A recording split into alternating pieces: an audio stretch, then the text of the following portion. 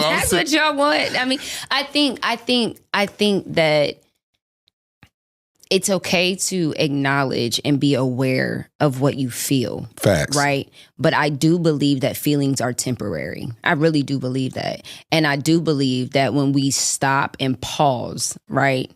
Selah, pause and consider and ponder on what God says towards what we feel, about what we feel.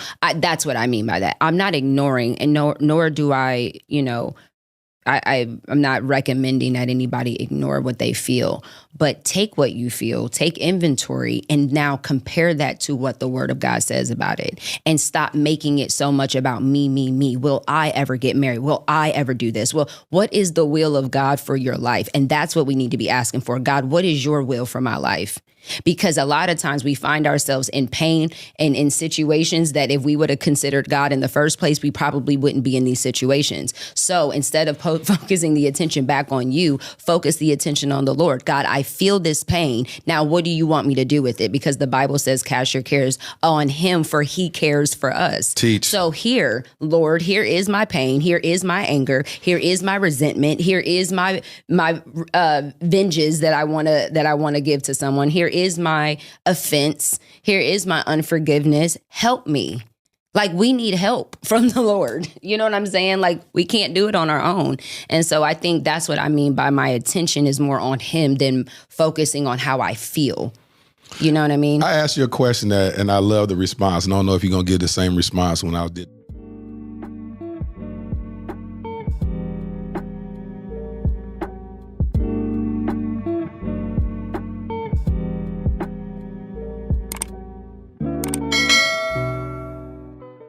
Welcome back to As I Am with Raynette Lee. I'm your host, Raynette Lee. What's going on, fam? What's going on? How's your Thursday? I hope it's awesome. I hope it's blessed. Today, we are going to be talking about something extra personal to me. So, March 9th, 2019, that was the day that I decided to leave my ex-husband. There was many factors in making this decision, a lot of it stemming from me just feeling like it felt like a one-sided relationship. I felt like the pressure was all on me. And today, 5 years later, in March of 2024, I decided to share my testimony. And the reason why I decided to share this testimony is because I want to stress I want to stress the importance on why you need to allow God to choose and present the right spouse at the right time. And that goes for both men and women. You need to allow God to do work in you and to do work in your future spouse before he can bring you guys together. And so I want to start off with a prayer. Then I'm going to get into before we got married, because we dated for a while, and then 2 years later, we got back together a year after that. So 3 years after we first dated is when we ended up getting married. So let me start it off with a prayer. Lord, thank you for being you. Thank you for allowing me this platform to be able to share with the world, and hopefully by my testimony of a failed marriage, although some things were not failed, that I can help somebody. I can encourage somebody to wait on you, to make it in your timing for things that they are trying to rush, things that they have fallen into a depression for, because they feel like it will never happen.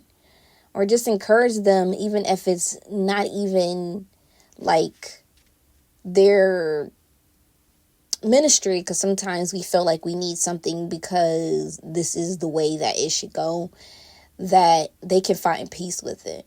And so, Lord, I just pray that you help bring back all the memories that I need to tell the story and to get the important things out without bashing a person or even myself. So anyway, thank you so much, Lord. And I just pray that the Holy Spirit leads this. In Jesus' name I pray.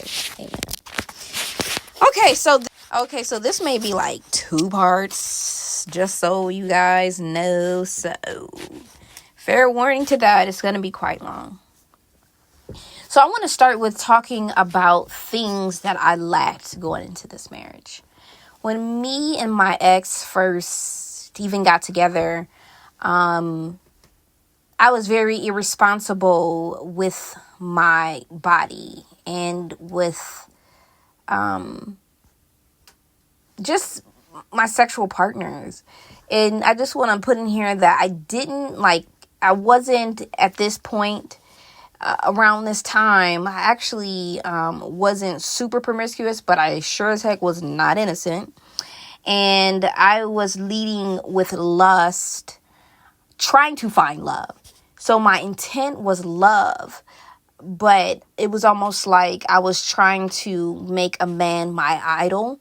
And of course, when you do that, a lot of times as ladies, we lead with our bodies, and we try to make a man fall in love based on lust. So there goes that start of where my mindset was. I didn't have a proper viewpoint on what I should look for at all and what type of woman I should be at this time. And this was when we dated 2 years prior to getting back together and then being engaged and then getting married. So this is the first time we ever dated. And at this time, I didn't have any type of boundaries.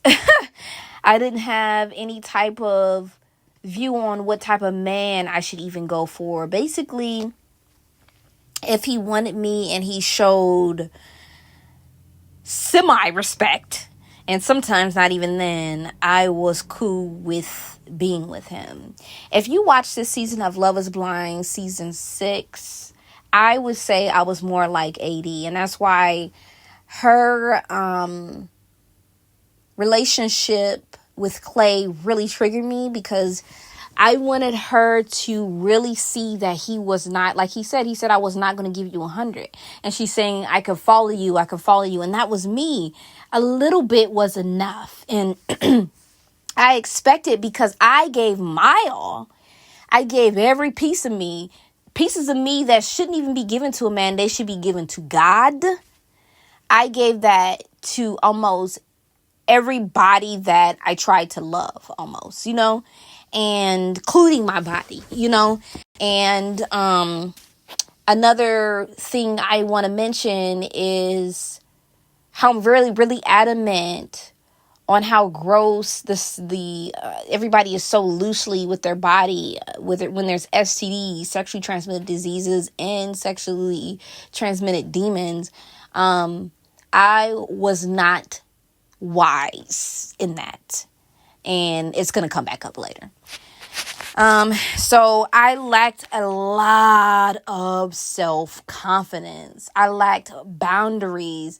I projected my own opinions on who a person was. I put people on pedestals that didn't deserve the pedestals because they hadn't yet shown me who they really were. I ignored multiple red flags several times. Most of all, I was so insecure, childish.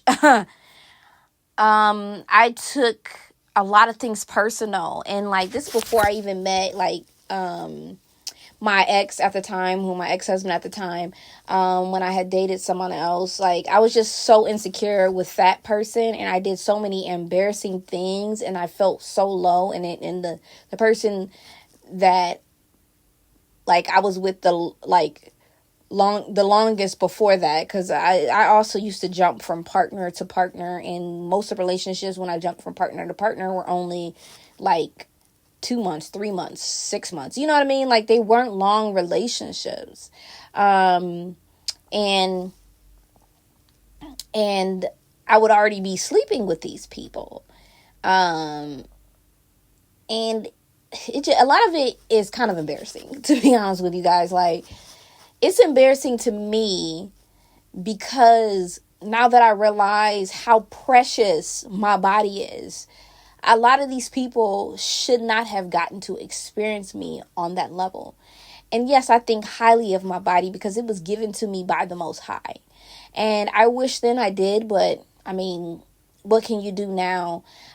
And I'm glad that I learned some of the lessons from the bad mistakes that I made. But anyways, I wanted to paint the picture of what type of person that I was. Not at all was I perfect. Not at all did I not have flaws. I did a lot of very manipulative, childish, disgusting things that I believe I planted seeds and I reaped them, if you get what I mean. Like, and even just being insecure in the world and trying to have somebody be your everything when God should be your everything. Planting that seed, because it will let you down. Like, God is my everything, period. No person, you know what I mean? No other person will ever be my everything. I've done it in friendships too, where I make my friend my everything as well. And it was kind of split then too, because it was friendships and relationships. Let's get into the story of when we first got together. And I wrote down some points, and hopefully I can kind of sum them all up at the end, because I didn't get to write down the whole points. Okay, so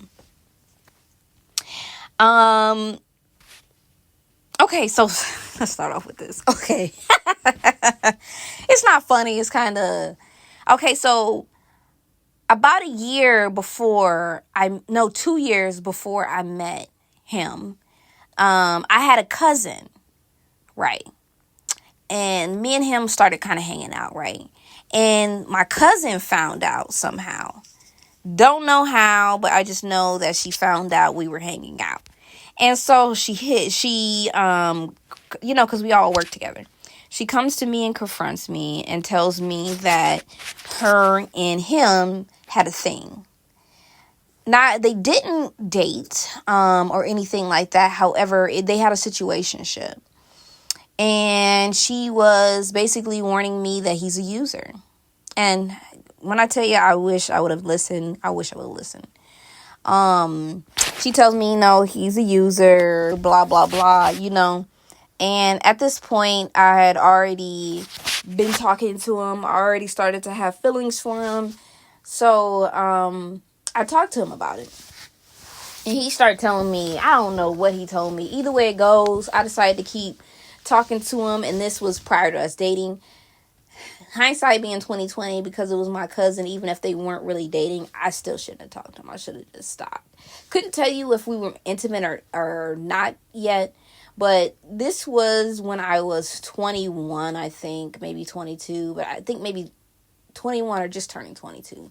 So, I mean, childishness all the way around. I should have stuck to girl code because I didn't know that they talked, you know. And I just went with the fact that he was probably... Well, and then there was another factor in it too. So he had talked to someone else at the job. And I talked to her about it. She said, oh, he's cool, but, you know, he just moves too quick. And he tried to have me as his girlfriend quick. And she told me about how my cousin used to be and how she was acting. So I checked it up to, well, maybe my cousin was jealous. And the thing about my cousin is I didn't find out she was my cousin till 2 years ago. So if I could be real transparent and honest, I don't know her. Did not grow up with her. I don't know her like that. But I will tell you, when I first met her before she was my cousin and before she knew she was my cousin, she really wasn't that nice. And she was just really standoffish and a little rude. So all the information I gathered in my head was okay. And the only reason why she was nice to me is probably because she was my cousin. She was cool later on. But to this day, she actually doesn't mess with me because of this. So during the whole time when she talked to me, she told me, I mean, you could talk to him if you want to, but I mean, he's a user, blah, blah, blah. And so when I started talking to him again, she was really upset. But I understood why she was upset, because at the time when she was telling me, I was really like, okay, her point of view, I can't talk to him. So I told him, I can't talk to you. Talk to my cousin. Then he started saying, oh, she was acting crazy. She was doing this. And you know what? At this big age, whenever a man tries to say a woman is acting crazy, that should be a huge red flag. Because why was you having them acting crazy? Yeah, he messed with so many people at the job too. I ended up finding out after we stopped dating. Actually, I think it was after we stopped dating. I believe it was after we stopped dating is when I found out how many people he really dated or was intimate with at the job. But anyway, so there was that red flag number one. Should have never even. Not the cousin. Yeah, even though I didn't know her like that, so that was my thought process then. It's still like, to this day, we don't even talk.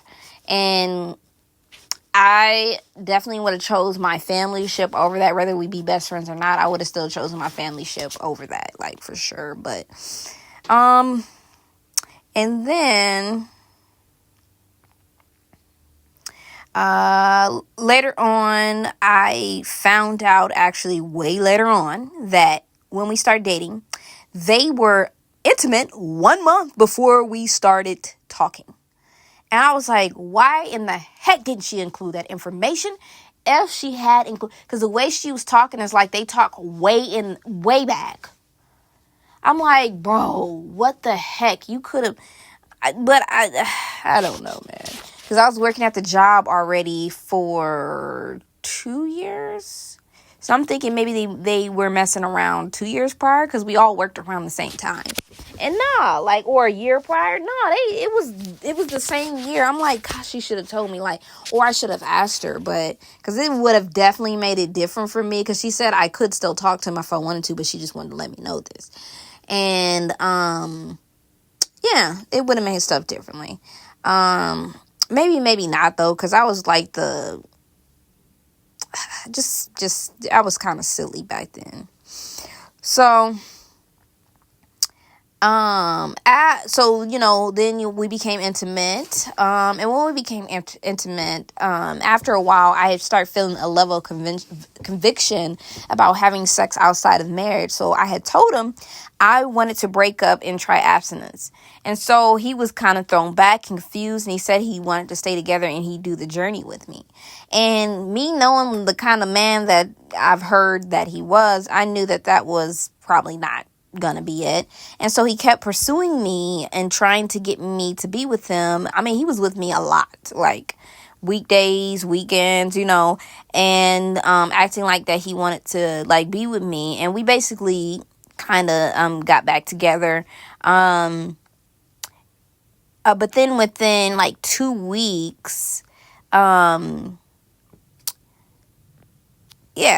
like within 2 weeks or so, I started to see that he was hanging out with other girls, flirting on posts, blah, blah, blah. I remember he had wrote something about me, and somebody answered, what is this or whatever, and he gonna say, call you. So I asked him about it. I said, call you for what? And he was like, oh, I just took her V card and I just needed to call her and, make sure she was cool. Cool for what? Another red flag. And one day, I called him. He tried to hit ignore, but the phone answered. In the background, I'm hearing him like, oh yeah, what's your zodiac sign? Oh yeah, I'm a tattoo artist. What's going on with you? And is you just trying to get some tattoos? Or you trying to get on? I'm like, what the heck? I'm like, oh, heck no, I had heard enough. I hung up, called him back. He didn't answer me for about half hour or so. When he answered me, I went off. I went berserk. And notice I had already told y'all, like, I had a mouth on me, anger issues. Like, I remember later on when we had got back together, he had mentioned, he said, you be acting like Tupac when you... Hey, I got Napoleon syndrome. I'm 5'1" and a half, 100. Well, I'm 140 now, but I'm back then 114, 118 pounds. Small, but mighty. Okay, do not play with me. I did track. I would kick you in your shin. I would kick you in your leg and make that motherfucker go back. I don't care how strong your thing is. I got some strong legs. You better believe that. So, anyways, I went off. And so, he started gaslighting me, talking about some, oh, well, that wasn't me in the car. That was such and such. And then the guy from his shop that he worked at. And he was like, and then he was like, oh, let me come over. So I let him come over, whatever. He came to my house lying some more. But stupidly, I decided to, and we decided to still make it work. And so we got back together for sure that day. Like, we made it for sure official. But he was just lying to me. It was a blurred line. You ever have a situationship or a breakup, makeup situation where they're saying they're loyal to you, but they're not? And now, in hindsight, being 2020, technically, he didn't really owe me that much loyalty, and that's why I took him back, mostly, even though it still hurt, because you're here with me, you're around me. I think at this time, we were already still being intimate again, because my,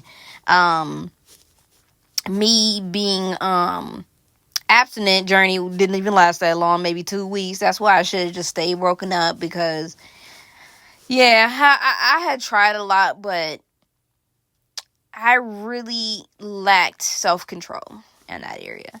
So anyway, I got back together with him, and we got back together for real. And so about a week later, I kid you not, I come to his shop where he worked in his profession, and he had this girl there, and she wasn't getting a tattoo. She was just like hanging out with him. And I had never heard of this girl. He's like, oh, this is my friend. I'm like, yo, friend? I ain't never heard of this girl. Never seen her on any social media stuff. What are you talking about? And so I felt some type of way. Me being a childish person, and you know, this wasn't planned at all. Just want to let you guys know that. But the way that things align is crazy. So that same day, when I seen him, I had gone home because it was like on a Thursday or Friday or something, and they were this old event that used to be hosted for poetry, like you could do spoken word poetry. It was going on, right? Or you could do open mic night. It was going on. And that night, I was getting a little bit tipsy with me and my friend, and I was really insecure about the relationship. I was insecure in general, as I said. When we went to the poetry event, my ex was there. And so, my ex comes over, he says hi, and mind you, I am drunk as a skunk because I was so upset with my ex at the time. And in revenge mode, later on, when I got a little bit more drunk, I invited my ex to step outside with me, and we just start talking, and I start getting the idea, like, you know, me and my ex have good sexual chemistry. I'm about to get my revenge because I think he's cheating on me. So instead, when me and my ex start getting kind of intimate, oral happened with him giving me oral, but it didn't get to the point. And the only reason why I mentioned to go into details because it's gonna add up later on. And so he gave me it. I didn't give it back. But in the midst of that, I feel so guilty that I could not go through with intercourse as a whole.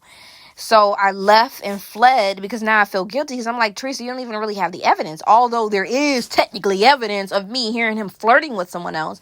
I'm not sure if he slept with her or not. But I think that he did. Now I think about it. But anyways, that happened about a week after that. And like maybe a week or two. Well, no. Actually, let me not skip this part. After that happened, not even a week. See, I am the type of person, like, it doesn't make me better, but I'm the type of person who feels sick to my stomach to cheat on somebody, kiss them, sleep with them, anything, and not tell them that I've been with someone else. That just makes me feel sick to my stomach. So naturally, I had to tell him what happened. And I just remember he was kind of upset, but not really upset. And I remember him saying this, and it's going to add up later.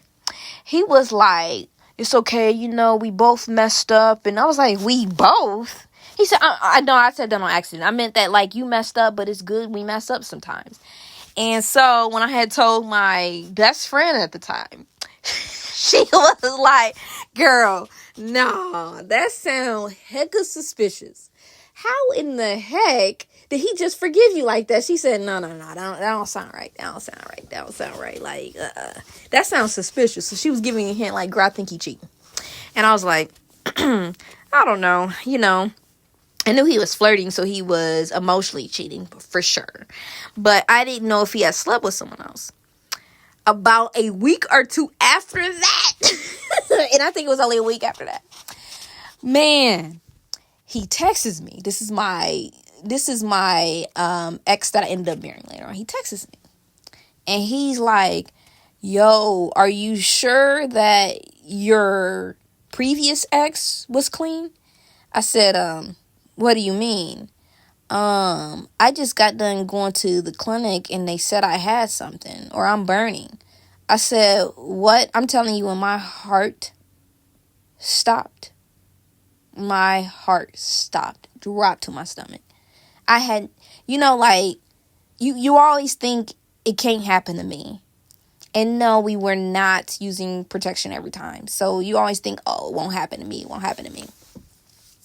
So I'm like, oh my gosh. So I text my ex and I'm like, you know, when's the last time you got checked up? Are you feeling anything? He's like, no. And so I told him like, hey, yo, you might want to get tested because the person that I'm with currently is telling me something's going on in his area. And so he gets tested. And of course the results are in like 24 to 48 hours. I mean, and that day I left my job that day and I got tested because baby, I was like, miss, we got to make sure Miss Kitty is straight. And so I left my job that day, got tested, found out maybe 24 to 48 hours at work again that I did have something.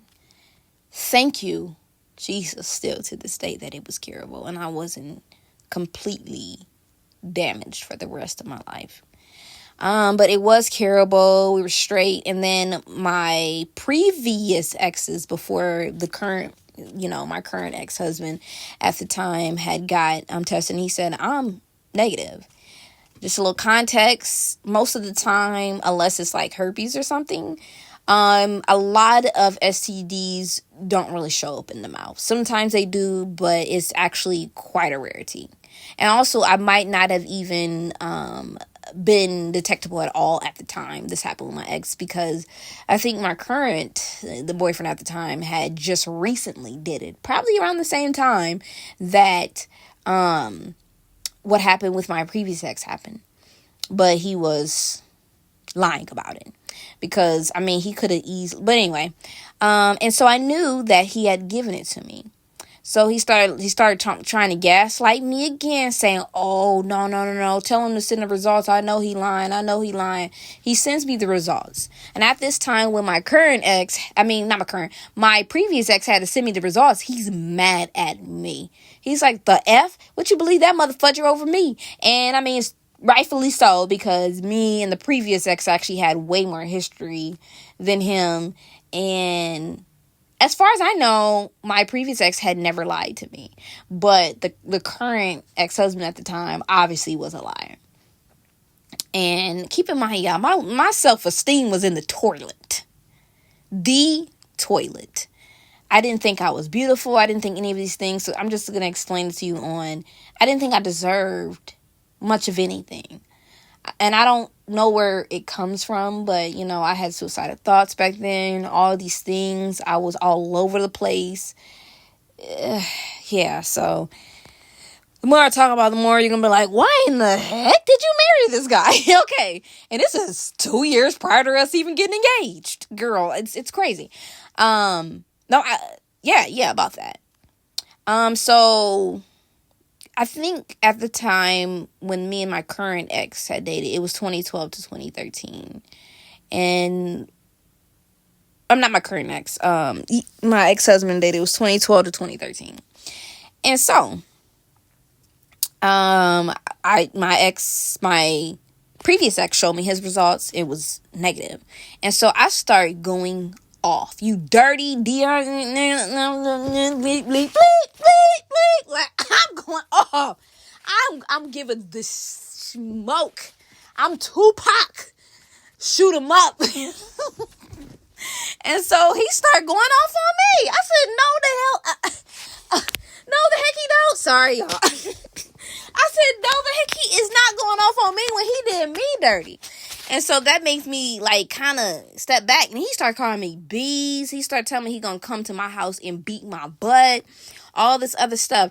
After he started doing that, I called him and said, what is your problem? You did me wrong.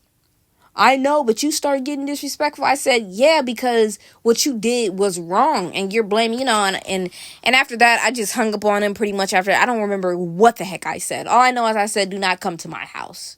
Because I probably just kind of de-escalate the situation, people pleasing ways back then, but I still had anger issues, so that comes out.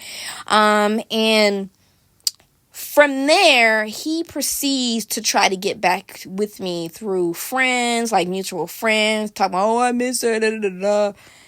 Stupidity. Just, he was harassing me, really. It was harassment.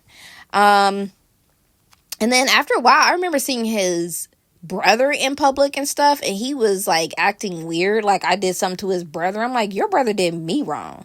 So I knew he probably lied to his brother and probably said I gave him something or something stupid like that.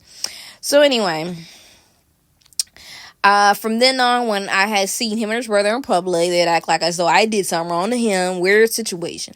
Then about a year later, I had a new boyfriend. And when he see me in the club about a year later, like in 2014, he was acting really, really strange.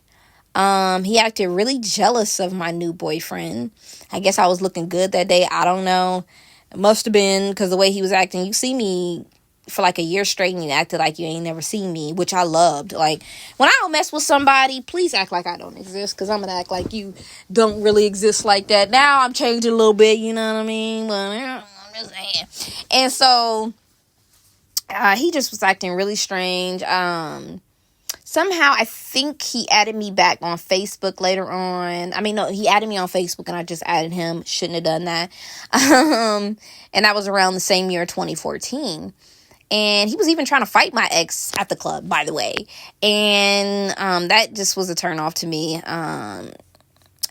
It was weird. So about a year after that, actually, I think he didn't add me on Facebook. He either got my number or added me on Facebook, or just messaged me through Facebook. Something. Might have just been messaging me through Facebook, even though we weren't friends. Because I really am, a lot of times, I don't really try to add people. He was getting on my nerves then. So after about a year, though, he had found me on Facebook, and I believe that's when I added him. And he started asking me for my number. I was like, whatever, you can have it. And he was texting me and, started giving me his sob stories. I'm like, oh, I'm sorry that happened. He had a car accident around the time where he almost lost his life, and it was changing him, et cetera, et cetera.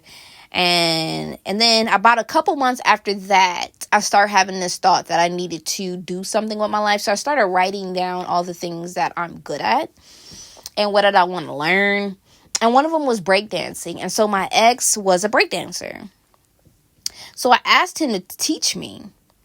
And we hung out. And first day we started talking. Because the thing about some toxic people in this world, they have a good mouthpiece. Very charming. Very talk to you about stuff if they want to.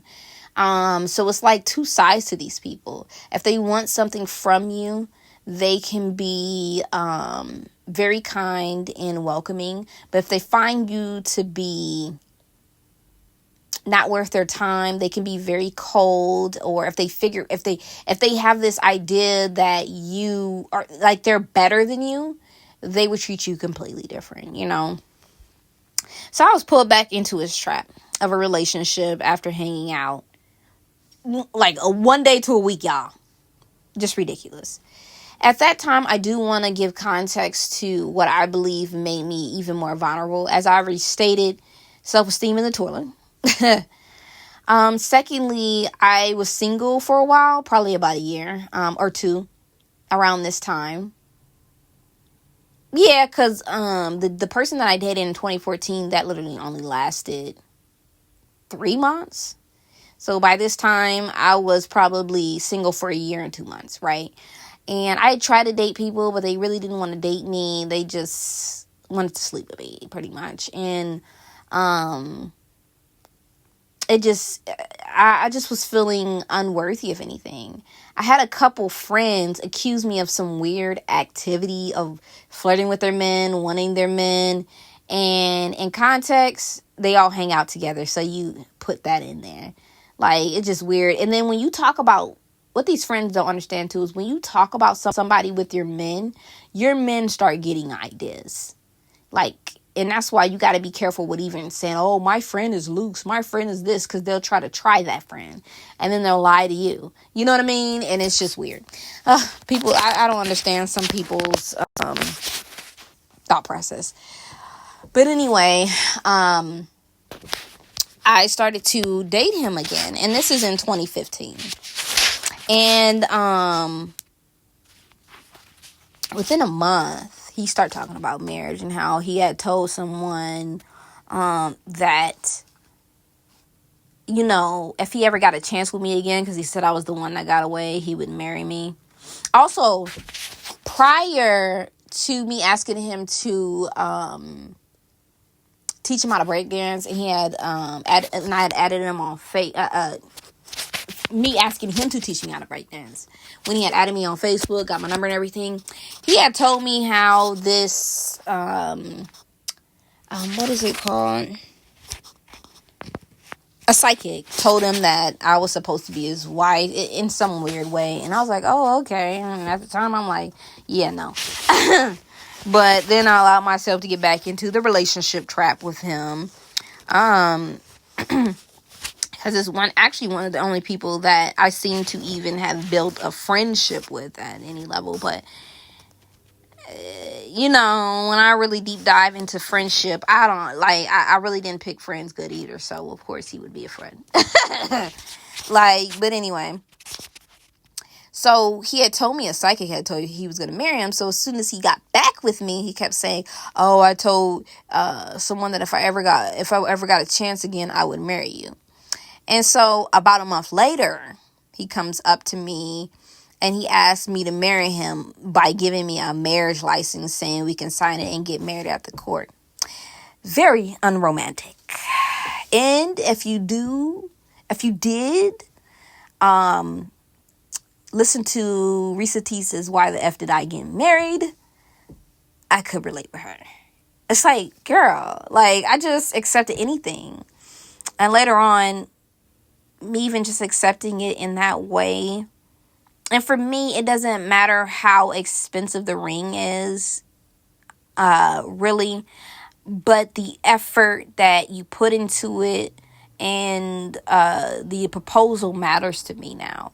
Also, like, if you're not that rich, of course the ring's not gonna matter to me. But if you're a millionaire and you buy me a $20 ring, but you can buy yourself a $2,000 TV, a $100,000 TV, or a $100,000 car, I do find it to be that you might not care that much about the effort, especially when you're going to be wearing this piece of jewelry, hopefully for the rest of your life. He never even bought me a ring, to be honest with you guys, at all. Not even a $20 ring. Yeah.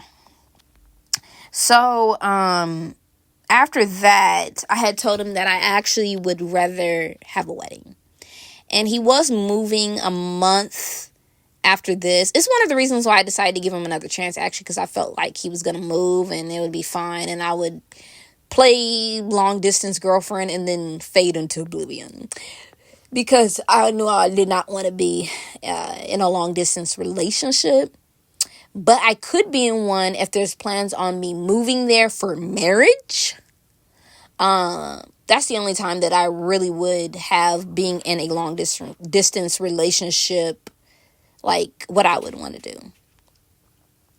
And so, anyway, after that, we started to move him a month later, and I began kind of planning, the wedding the next year, and I planned to move also the next year with him.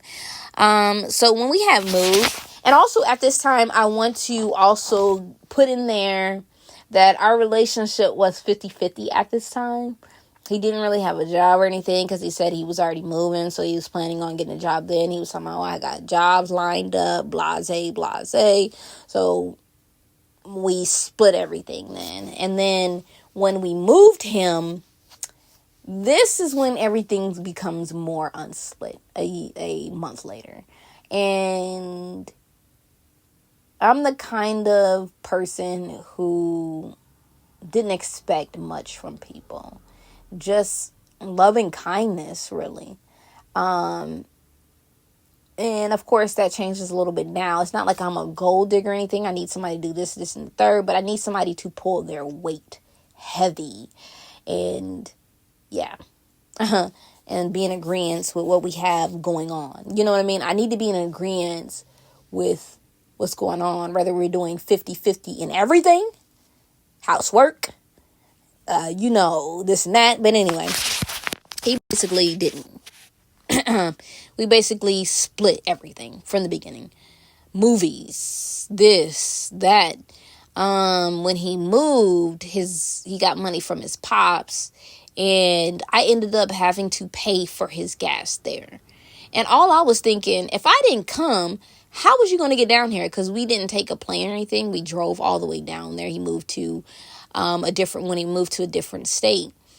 And it was Texas that he moved to. I was thinking, how was you going to get the money if I didn't help you? And me having to pay for his gas, and I think something else and other stuff when I got down there, actually ended up putting me in a bind to where I didn't even have money when I had rode the train back. Because he had to ride the train back because his dad paid for it. When I rode the train back, I actually didn't even have money to eat. And I remember being so mad that I cussed him out on text message. Told y'all I wasn't perfect, okay? And I had to apologize to him later on. But I was just so mad that you didn't have it together. Like, who does that and doesn't have it together? He was just a very impulsive soul. Like, he's very impulsive. He's like, I got the plan to do it. I'm going to do it regardless. Like, he's the type of person that will sleep in his car. Like, he's like, I got to do it regardless, And, yeah. Some other red flags. I remember when I went down to meet him, for Thanksgiving that year. There was really no red flags, that I can remember except for, around my birthday. So that's 2 months after I moved him down there. He told me he was going to come back up here. It was my 25th birthday. And he never did, and he never planned to. And he said he had the money. He didn't. Yeah. And then from there was no really other red flags, but that just made me upset that he used to future fake a lot. Say he's going to do something he didn't. And instead of just telling me, that's not going to be able to happen. Like, sometimes you got to disappoint people. And I'd rather somebody have disappointed me early than later. And so, other than that, when I went down there for Thanksgiving the next month, exactly the next month, I remember, since it had been months in between not being intimate, being intimate for a woman can hurt. And so I was telling him, like, I really can't, it's hurting me. And he was getting so mad and upset with me, like, no patience. And he said, oh, okay. And he was just like really disgustingly mad with me. And so I remember him saying, oh, I thought you were I feel like you're trying to play this game on how long you can hold out. It's like, okay, yeah, so we're both like haven't done anything in a while, so we're both might be sexually frustrated, but for you to say something, I'm like, what kind of childish person do you think I am? One. And two, that doesn't even mentally make sense. Red flag, because his mental state was not making sense to me. And he basically guilt tripped me into being intimate with him. And afterwards, I remember going to the bathroom, and I felt like I was coerced. Like the borderline sense of raping but not raping somebody. Where you guilt trip someone into, I should trigger warning. Yeah, I'm sorry. When you guilt trip someone into being intimate with you. That's the first time I'd ever felt that way. And I think that set the tone in our relationship, for even in our marriage, for our whole intimate relationship. I think from then on, my brain and my body agreed with themselves that he wasn't really it, even though I kept going. Because I know my body just, and I hope y'all can be grown in here. We are children of God, but I'm going to be straight up real. My body could not lubricate for this man at all. And I thought something was wrong with me. But my brain was telling me he wasn't it. And it was because a lot of times when we were intimate, and this is before we were married, and it's like, well, why would you marry him? I don't know. I don't know. Like, I wish I could really have an answer for my brain on why I would continue. I think a lot of it was guilt tripping, honestly. Because at any point, I could have just walked away. But anyway, yeah, that was one of the red flags that I wanted to mention. And so from here, I'm going to go to part 2. So stay tuned next week for part 2.